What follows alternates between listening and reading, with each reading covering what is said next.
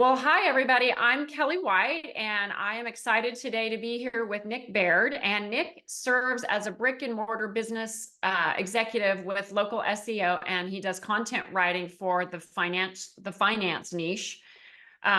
With his target is financial advisor or accountants, and he can tell us just a little bit more about himself. But I think the power of LinkedIn shows up here because I met Nick on LinkedIn and we formed a relationship and are, exploring some business things together. So I thought of him because he has transitioned from his career from being employed to being a digital nomad. And so he's here to share his story and any of the advice that he has to offer to you all. So Nick, with no further ado, why don't you tell us just a little bit about your career story and how you picked the path that you're currently on?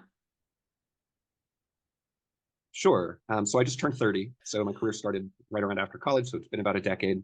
And the story began with poverty mindset. My parents both lost their jobs during the financial crisis, Oh, and wow. it really, really leaked into my mindset. So I was a musician in high school. I played 6 instruments before I was done, but I chose to study chemistry thinking it was more employable. And like many Fascinating. millennials, I graduated and discovered that I'd made a bad decision. They pay chemists with bachelor degrees about as much as they pay waiters. So I was pissed. To say the least, right? Yeah, yeah. Oh my goodness, that's so interesting. Well, the Um, creativity and the chemistry together is fascinating story alone, but keep going. That's amazing. sure. So I've tried a lot of different things. The through line since then has really been money. Some money has something to do with everything I've tried. So I sold used textbooks. That was my next thing. Wow. And between then and now, I've done $800,000 in revenue. Uh, I was briefly a licensed financial advisor. So if you have anyone that's retiring and wants to know how to look at their portfolio and plan, like I did that. You're the guy? I worked on a presidential campaign. Uh, yeah, I'm the guy. But anyway, to skip ahead to where I am now, I finished my master's in finance a little over a Wow. year ago, and I finished it in Germany. I was studying abroad, and I was getting ready to get on the plane to go home, and I was crying at the airport because I just had the perfect year.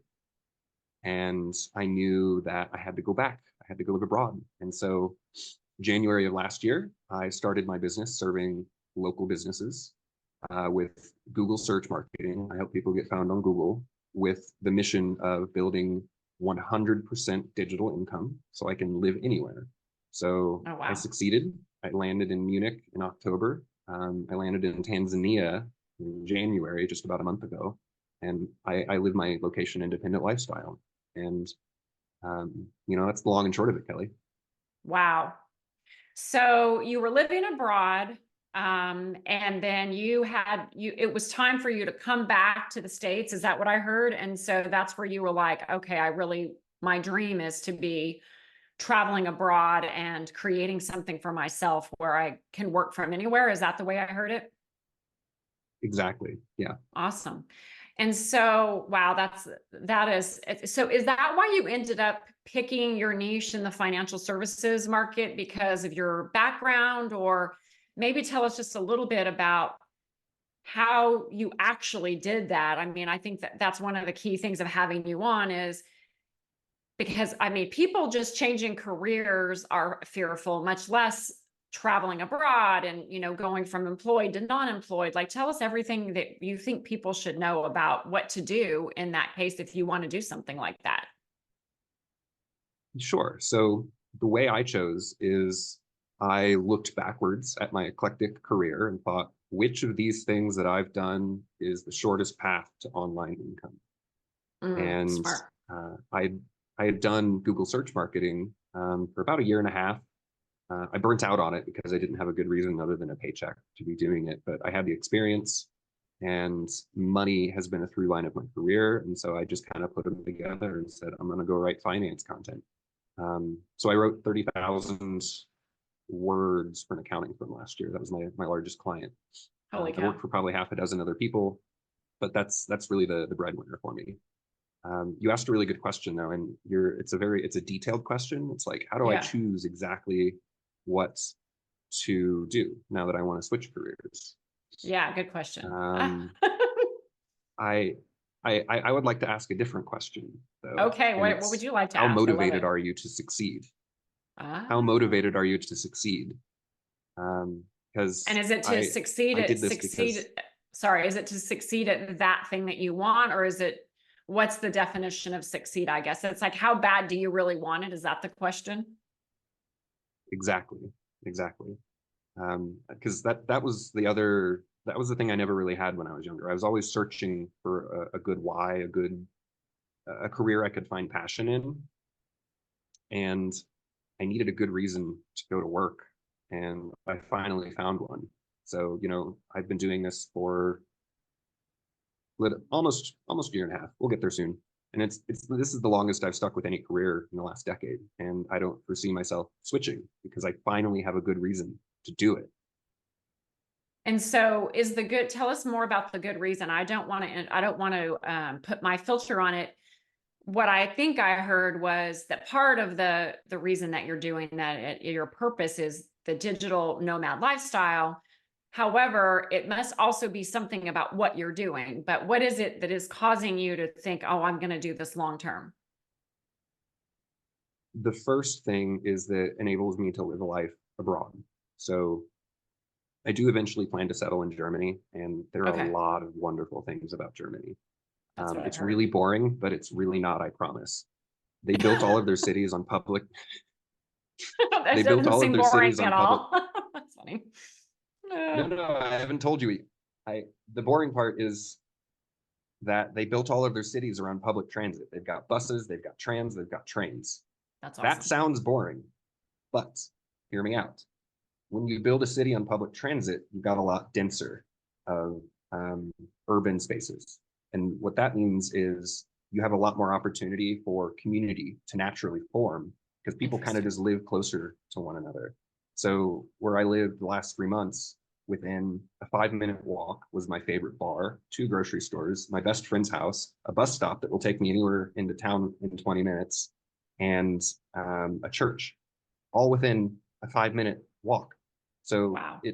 I don't have to get in my car and drive for half an hour to go meet up with a friend. I just walk outside and I'm there. I love that. I mean, I live in a city where they did not do that. I live in Austin, and Austin's a great city. But because they didn't do that, honestly, it can now be a little isolating because, my friends that live on the other side of town, unless we organize a certain time frame, then we're just like trapped in our cars.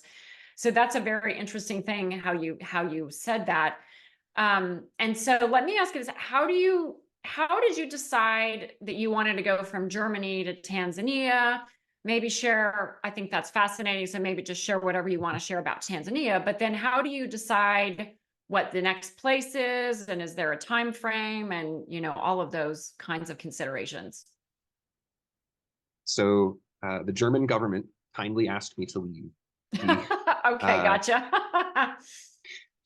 the most Americans, you'll have to look it up. Anywhere you go, you've got to do your own research. But most Americans are afforded 90 days without any paperwork. They can just show up, say, "Hi, I'm an American." They'll be like, "All right, here's a stamp. You're a tourist." And so I'd run out of my time in Germany and I had to go. I have to reset. I can return in April and I needed somewhere to go. And I met a client. His name's Brett. He Okay. runs a nonprofit in Tanzania where it's almost like Robin Hood, where he brings in Westerners for Oh, bike races and he charges them, luxury prices. And then he takes the profit and he puts it into agricultural development. I don't know if wow. your listeners will know this or not, but the hallmark of a developing country is that a lot of their population farms. So 1% of the U.S. farms, probably less than that, whereas 50% of Tanzanians are farmers. Oh, So it's that's really, such an really, really interesting important work that statistic. he does. Wow. Okay, I didn't know that. Anyway, Thank you for I had a sharing that. client here. Okay. Yeah. So I had a client here, and I was like, "Why not go to Tanzania? I have to leave Germany, and I know someone there who will get me set up." And here I am. That's amazing. So, do you think you'll stay there 90 days and then I mean, does he help you find a place to live? Like, how do you know now? Or I think probably these days there are places specifically for people that are declaring themselves digital nomad. I heard recently of like these virtual mailboxes you can get and all kinds of things. So I'm unaware of it, but share anything that you think might be interesting. Um, I mean, what was really, really helpful is that Brett just introduced me to his network. You know, he introduced me to two people, and they both introduced me to two people. And all of a sudden, I've got really good recommendations for where to live. I live at the Flame Tree Restaurants. It's a Chinese restaurant, authentic Chinese food. The owner's from, I couldn't name his city, but he's from China. So the food is Okay. amazing. And tonight is Wow. Chinese New Year, actually. So I'm going to go celebrate with them. And then Oh, wow. around the corner are two bars. A little further away is a restaurant that has live music 4 times a week. So like, I just I just started asking people, where should I go? Where should I live? What are the best restaurants? What are the best places to travel? And the locals always know. It's honestly, the That's locals are true. better than Google. Just go ask a local and they'll point you in the right direction. That coming from a Google guy, that's funny. So what was the biggest, what has been the biggest challenge? What was the biggest challenge, I guess, for you to make the transition from, employment to doing your own business and then doing, the digital nomad? What was the biggest challenge and how did you overcome it? Money. Money was the biggest Mm, challenge. Uh, I graduated with my master's, and I don't know how much I had in the bank, but it wasn't much. Um, Thankfully, I'm young, I'm single, I have no children, and I have that helps. loving parents who were willing to tolerate their 29-year-old son living with them for a while as he chases his dream. So yeah, that I had to cut all of my expenses down to nearly nothing. So I basically paid for my student loans, I paid for my car, I paid for gas, I paid for insurance, and every other expense I didn't have to worry about because I wasn't paying rent at home. My parents always cooked, so I didn't have to worry about food. I lived like a monk. I wasn't dating, so I don't have any women that I need to go spend money on. That Um, probably saved you a lot of money. yeah, yeah. So it was just uh, uh, money was the big thing. But I have a background in financial as a financial advisor, so I always knew exactly how much I needed. As soon as I started in January, I said I have to save 6 months living expenses, and I need a minimum income of $3,000 a month. Now, Okay. I didn't hit either of those benchmarks, but I got close enough that I'm still safe. So that That's was my interesting. trigger point. Once I had money in the bank and I knew I had consistent income, I bought my plane ticket. Gotcha. Well, that's very interesting because a previous guest, the last guest that I had, was transitioning from her corporate job to her own business. And she also gave that same advice that it was 6 months of living expenses. Hers might have been a little more because she said she was like missed stability. So she might have had a little bit more than that. But that seems to be a good rule of thumb. And so another question comes up to me, which is, what are you planning, or do you know, what are you planning to do when you, or do you even want to, have kids and get married and all that? Do you still plan to be a digital nomad, or will you settle down in one place? Or, I mean, it sounds like you're on your track to owning your own business kind of regardless, but where do you see your future? It's a really good question, and I'm glad you asked it now rather than 3 months ago because I didn't have an answer. Oh, Um, I see my that's I great. see my future very clearly. Um, I want to settle in Germany. I know more people there than I do in my hometown. So community Oh, is my well, core value, and I want to be in my community. I okay. met a woman, fell in love. We've had the conversation about what exactly are we doing here, and we're dating for marriage. We both want children. So that's a Wow. work in progress. Professionally, I want to continue working for myself and to put some specific goals on things. Um, Once I have 6 months living expenses in the bank, which is about $20,000, Okay. I'm going to shift and do something a little non-traditional. Most people save for a home. I am going to take every dollar I make over and above that 6 months living expenses, and I'm going to invest it. Probably in Tanzanians, to be honest with you, because my money goes a lot further here than it does in the West. And let me tell you, not only are there a lot of people who could use a leg up here, but the entrepreneurial spirit is strong. Everybody here is an entrepreneur of some sort. Everybody Wow. here could use a hand, and I've always money and economics have been the through line of my career because I think it's money is the key to a dignified and free life. And if I can be the person that gives people the opportunity to fight for that, that would be a life well lived. Oh, I love that. Oh my gosh. Well, thank you for sharing that as your purpose. And it's funny that you said you're going to do something non-traditional since you're already, breaking all of the traditional norms, which I really love. And so I love your thinking about it.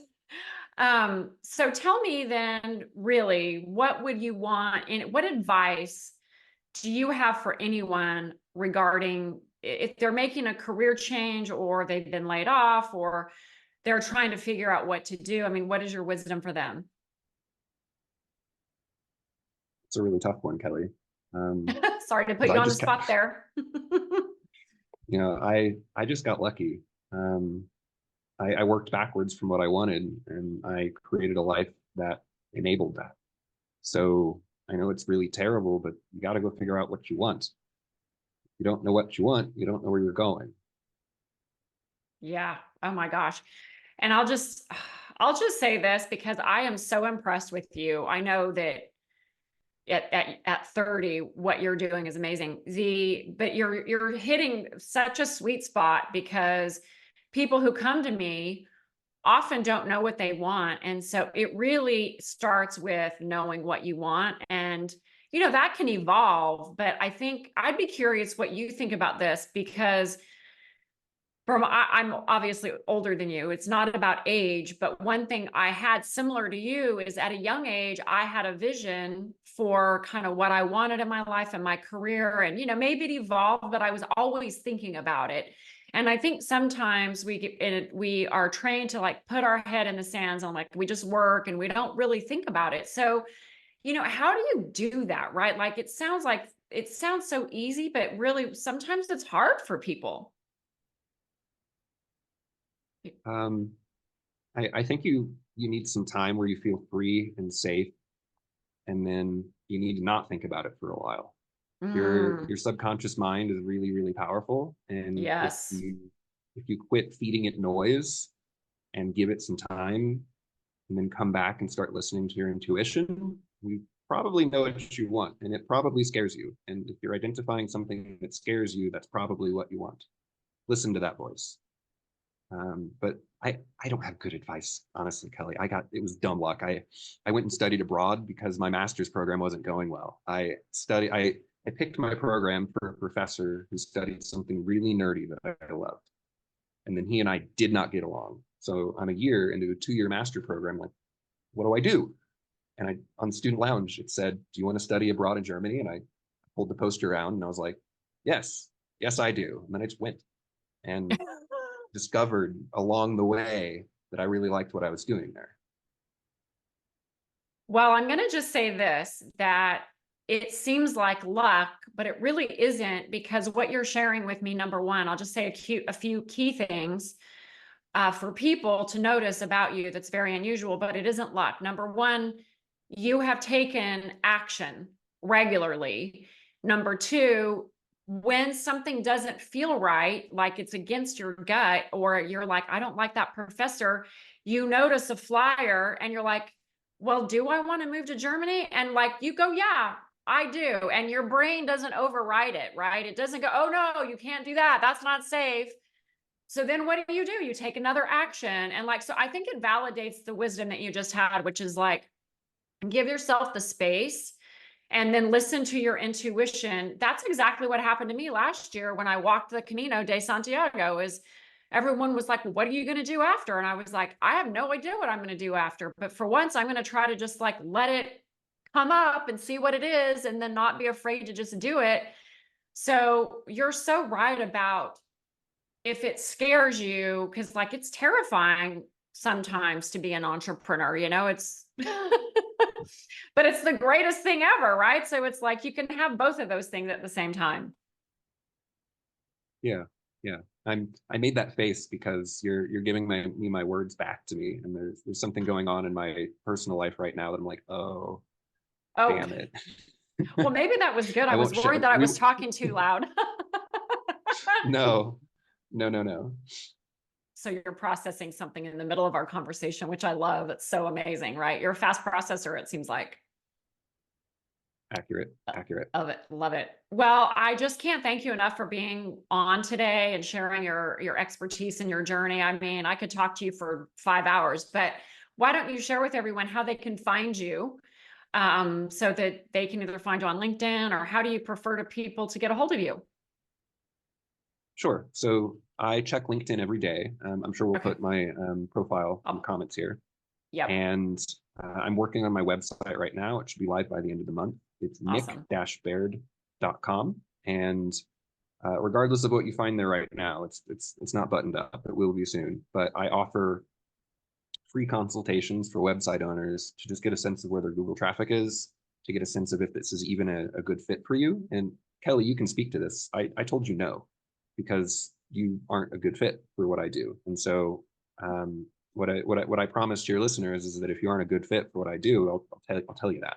You know, I've got my money in the bank. I'm not going to go hungry. I'm not looking for a sale. I'm looking for someone I can get a win for. So I offer free consultations, free audits, and no pressure conversation. Yes, I can highly recommend that Nick is saying exactly what he does, and he's been extremely helpful in my business. So thank you so much. And I will definitely link your profile and all your information. And thank you for being here, Nick. I My really pleasure. glad to have met you.